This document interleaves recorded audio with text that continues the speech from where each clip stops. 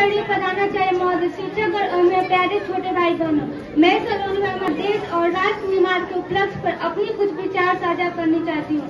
हम अपनी जान के दुश्मन को अपनी जान कहते हैं। हम अपनी जान के दुश्मन को अपनी जान कहते हैं। मोहब्बत के इसी मिट्टी को हिंदुस्तान कहते हैं। जो दुनिया में सुनाई दे उसे कहते हैं खामोशी, जो दुनिया में सुनाई दे उसे तूफान कहते हैं। जो ये दीवार का सुराग है साहब, जो ये दीवार का सुराग है, चाइना, पाकिस्तान, अमेरिका साजिशों का हिस्सा है, मगर इसे हम अपने घर का रोशनदान कहते हैं। अपने घर का रोशनदान कहते हैं। आजादी का वही मतलब समझता है जिसने कभी गुलामी की हो।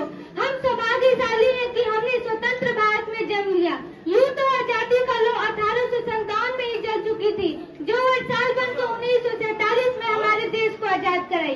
प्राचीन, मध्यकालीन और वर्तमान भारत के उदाहरणों से मैं स्पष्ट करना चाहती हूँ कि जब हम फिरंगियों के फेरे में फंस गए थे तो रंग दे बसंती के चोला के एक आवाज पर टोला के टोला उमड़ आते और उनके वंदे मातरम के नारों से खून में आने वाला 5-5 डिग्री का तापमान अंग्रेजी शासकों के जड़ों में तूफान ला देता।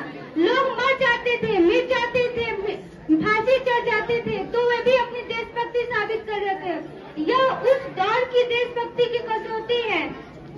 उसके बाद 62, 71 और 75 युद्धों में अपना सुहाग गवा देने वाली औरत, जब घर के हालात ये हो जाया करते थे कि प्यार भी भरपूर गया, मांग का सिंदूर गया, नन्ही मुन्नी हालों की लंगोटियां चली गई, छोटी छोटी बेटियों की चोटियां चली गई, भाई की पढ़ाई गई, बाप की कमाई गई। ऐसा विस्फोट हुआ, पता ही चला नहीं, पूरे जिस्म की बोटियां चली गई।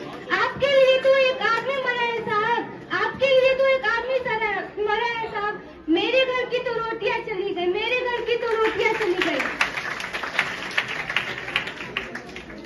वाले हालात के पैदा हो जाने के बावजूद भी एक माँ अपने बेटे को सरहद पर दुश्मनों की धज्जियां उड़ाने के लिए भेज देती है और